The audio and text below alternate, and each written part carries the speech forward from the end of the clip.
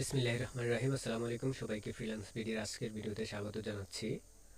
আজকে আমরা সিএসএস এর পার্ট 4 এবং পার্ট 4 এ আমরা দেখব হচ্ছে সিএসএস কালার, অর্থাৎ সিএসএস এর মধ্যে আমরা কিভাবে কালার দিতে পারি, কালার সম্পর্কে আজকে আমরা জানব।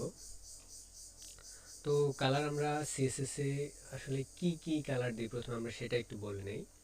আমরা কালার দিব হচ্ছে বেসিক্যালি তিনটা। নাম্বার 1 হচ্ছে ব্যাকগ্রাউন্ড কালার, আমি একটু লিখে দিচ্ছি ব্যাকগ্রাউন্ড কালার। দেন আমরা দিব হচ্ছে বর্ডার কালার, দেন আমরা দিব হচ্ছে টেক্সট কালার। তো এখানে আমরা ব্যাকগ্রাউন্ড কালার যখন আমরা দিব তখন আমরা ব্যাকগ্রাউন্ড কালার হিসেবে লিখব, আর বর্ডার কালারকে আমরা অবশ্যই বর্ডার কালার হিসেবে লিখব, বাট টেক্সট কালারকে আমরা কখনো টেক্সট কালার লিখব না, লিখব অনলি জাস্ট কালার।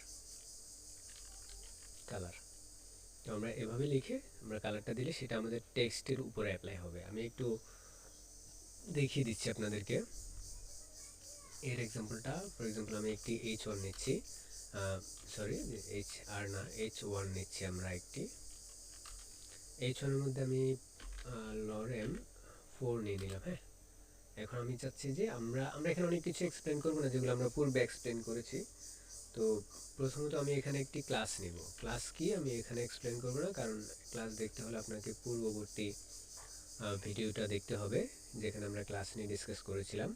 তো আমি এখানে ক্লাস আপাতত SS1 নিয়ে নিলাম, আপনারা যে কোনো নাম দিতে পারেন ক্লাসের।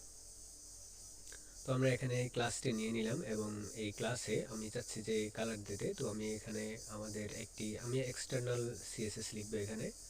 তো এক্সটার্নাল সিএসএস এর জন্য আমরা এখানে একটা এক্সটার্নাল সিএসএস কে আপনারা অলরেডি জানেন, না জানলে আমাদের পূর্ববর্তী ভিডিওটি দেখুন। এখানে এক্সটার্নাল সিএসএস কি সেটা আমি এক্সপ্লেন করব না। তো এই যে এখানে আমরা এক্সটার্নাল সিএসএস এর একটি ফাইল তৈরি করে রেখেছি এবং সেটা আমাদের HTML ফাইলের সাথে কানেক্ট করে রেখেছি। আপনারা পূর্ববর্তী ভিডিওটি দেখলে বুঝতে পারবেন যে কীভাবে আমরা ফাইল তৈরি করব এবং কানেক্ট করব, কীভাবে এক্সটার্নাল সিএসএস আমাদেরকে কানেক্ট করতে হবে। তো এখানে আমি SS2 ক্লাসটি, আচ্ছা আমি একটু দেখে নেই এখানে ক্লাসটি কি SS1, SS2 না। আমরা সবসময় ক্লাসকে ডিফাইন করবো হচ্ছে ডট লিখে দেন SS1, দেন আমাদেরকে এখানে কার্লি ব্রেসেস দিতে হবে এবং এখানে আমি আপাতত ব্যাকগ্রাউন্ড কালার দিয়ে দিচ্ছি।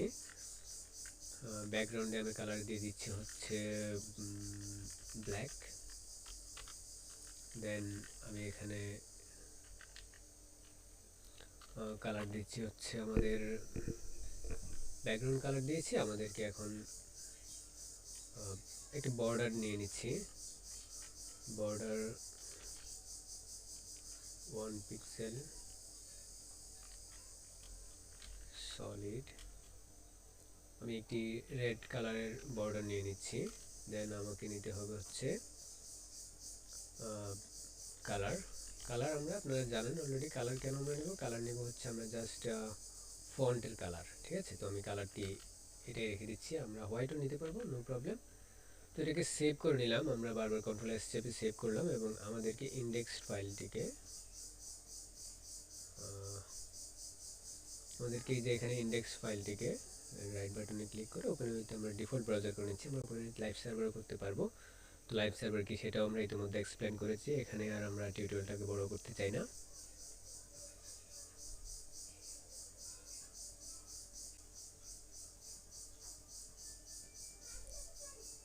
তো এই যে আমরা এখানে আমাদের পরিবর্তনটা দেখতে পাচ্ছি যে পরিবর্তনটা হচ্ছে। তো আমরা এখানে আর কিভাবে কালার দিতে পারি, আমরা তো দেখলাম যে আমরা ডিরেক্ট কালার নেম ইউজ করে আমরা কালার দিতে পারবো। আর কিভাবে আমরা কালার দিতে পারি এখানে, তো আমরা আরও 3 ভাবে কালার দিতে পারবো। আমরা প্রথমত দেখলাম যে কালার নেম ইউজ করে আমরা কালার দিতে পারি। আমরা RGB ভ্যালু ইউজ করে আমরা কালার দিতে পারবো, সেটাও আমি একটু পরে দেখাচ্ছি। RGB stands for red, green, blue. Then আরও একটি আছে এখানে আমরা আলফা দিতে পারি, RGBA আমরা দিতে পারি, RGBA। দেন হচ্ছে HSL, ওকে। দেন HSLA। তো HSL and HSLA আমরা সেটি নিয়ে আলোচনা করব না, কারণ এটা আমরা খুব একটা ব্যবহার করি না। আমরা বেশিরভাগ RGB অ্যান্ড হেক্স ভ্যালুই ব্যবহার করি। আমরা আরেকটি যেটি ব্যবহার করবো সেটি হচ্ছে হেক্স ভ্যালু। তো হেক্স ভ্যালু খুব ইজি, আমরা দেখব সেটি। তো আমরা তো নেম কীভাবে ইউজ করতে হয় সেটা দেখেই নিলাম। তো আসলে আরজিবি ইউজ করার জন্য আমাদেরকে কঠিন একটা কিছু করতে হবে না। আমরা যখন ভিজুয়াল স্টুডিও কোড ব্যবহার করবো, সেখানে যে আমরা যদি এখানে কার্সরটা নিয়ে আসি কালারের উপরে, এই যে এখানে আমরা দেখতে পাচ্ছি ব্ল্যাক আছে, তো এই ব্ল্যাকের উপরে অথবা রেডের উপরে যেখানেই আমরা নিয়ে আসি আমাদেরকে এরকম একটা ডায়লগ বক্স ওপেন হবে। এখান থেকে আমরা যে কোনো কিছু চুজ করতে পারি, রাইট? তো আমি যদি যে এখান থেকে এখানে এসে এই যে কালারটি নেই, দেন আমি যদি করি, এখানে দেখবো যে আমরা RGB আসছে। এখন আমাদের আর কালার নেমটা নেই, এখানে RGB আছে এবং ভ্যালু আছে হচ্ছে 13, 15 and 133, সরি 133 আছে এখানে। তো এটা আসলে আমরা কিভাবে দিব? যে RGB, দ্যাটস মিন আমাদের প্রথম যে ভ্যালুটা আর for red, green and blue RGB, then প্রথম যে ভ্যালুটা আমরা দেখতে পাচ্ছি সেটা হচ্ছে রেড, দেন পরবর্তীটা গ্রিন, দেন পরবর্তীটা হচ্ছে ব্লু। তো এখানে আমরা ভ্যালুটা আমরা 0 থেকে 250 পর্যন্ত দিতে পারবো। 0 হচ্ছে একদম লোয়ার ভ্যালু, আর হাইয়েস্ট হচ্ছে 250, এর উপরে আমরা দিতে পারবো না। তো আমরা যখন কোথাও 250 ভ্যালু ইউজ করব তখন সেটা হাইয়েস্ট হবে আর কি, একদম সর্বোচ্চ ডার্কেস্ট কালার হবে। আর যত আমরা কম দিব ভ্যালু, সেটা তত লাইটেড হতে থাকবে। দেন আমরা যে বলেছিলাম আলফা ভ্যালুটা কি? যে আলফা ভ্যালুটা হচ্ছে অপাসিটি আর কি। আমরা যদি এখানে এখন আমরা এটা যদি একটু আউটপুটটা দেখি, এই যে এটা এখন আমাদের বর্ডারটা আমরা কোথায় দিয়েছিলাম, বর্ডারের মধ্যে, বর্ডারটাও গ্রিন হয়ে গিয়েছে। আমরা বর্ডারটা আসলে দেখতে পাচ্ছি না, এটা 1 পিক্সেল থাকার কারণে। আমরা যদি এটাকে 6 পিক্সেল করে দেই অ্যান্ড রিলোড করি, এই যে দেখুন এখন বর্ডারটা দেখা যাচ্ছে, এখন ভিজিবল হচ্ছে। এটা থিকনেসটা কম থাকার কারণে আমরা দেখতে পারিনি। তো এখন আমি যদি একটু আপনাদেরকে দেখাই যে অপাসিটিটা কি। এই যে অপাসিটিটা আমরা যখন এইখানে এনে দিব, মাঝামাঝি আকারে এনে দিচ্ছি আমি আপাতত। তো এটা 0.5 করে দেই, আমি 500 দিয়ে দিচ্ছি। তো 500 দেওয়ার পর কি পরিবর্তন আসে একটু দেখুন, যে একটু লাইটেড হয়ে গেছে। তার মানে যত আপনি একটু লাইটেড চাইবেন যে ওই কালারটার মধ্যে লাইটেড আসুক, আমরা তত অপাসিটি 0 করব। আমরা যদি অপাসিটি এখানে 100 করে দেই, তো এখানে আসলে থাকবে না, বিকজ সর্বোচ্চ অপাসিটি যখন 1000 চলে আসবে দেন আমাদের ভ্যালুটা আর এখানে শো হবে না। তো আমরা যদি এখানে রিলোড করি, দেখুন একদম বোল্ড একটা কালার আমরা এখানে দেখতে পাচ্ছি। তো আসলে আমরা দেখলাম আরজিবি কালার কি। RGB and hex colour actually same জিনিস।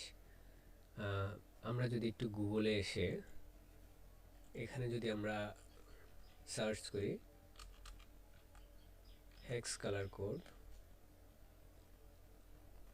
আমরা যদি এখানে সার্চ করি আমরা খুঁজে পেয়ে যাবো। এগুলোর জন্য আমাদের আসলে খুব একটা চিন্তার কোনো প্রয়োজন নেই। আর হেক্স কালারও অ্যাকচুয়ালি বেসিক্যালি বলতে গেলে এক ধরনের আরজিবি কালার, এটাও কঠিন কিছু না। আমরা যদি প্রথম ওয়েবসাইটটাতে যাই, আমরা দেখব যে আমাদের এই যে হেক্স কালার কোডটা কীরকম। এই যে দেখতে পাচ্ছেন, অ্যাপ হ্যাশ দিয়ে লিখতে হবে সবসময়, হ্যাশ FFC0CB, এটা একটা। তো প্রথম যে দুইটা ভ্যালু দেখতে পাচ্ছেন এটা রেড, দেন পরবর্তী দুইটা গ্রিন, দেন পরবর্তী দুইটা ব্লু।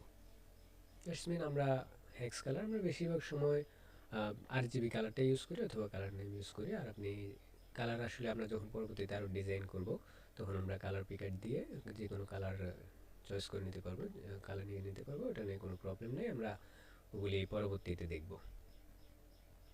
যখন অ্যাকচুয়ালি আমরা ডিজাইনিংয়ে মুভ করবো। এখন জাস্ট জেনে রাখলাম আর কি।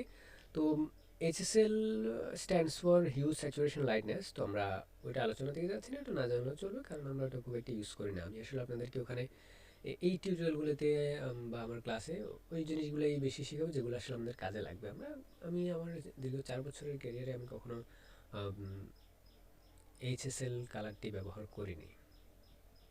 আমরা hex value and colour name অথবা RGB ভ্যালুটাই বেশিরভাগ সময় আমরা ইউজ করে থাকি আর কি।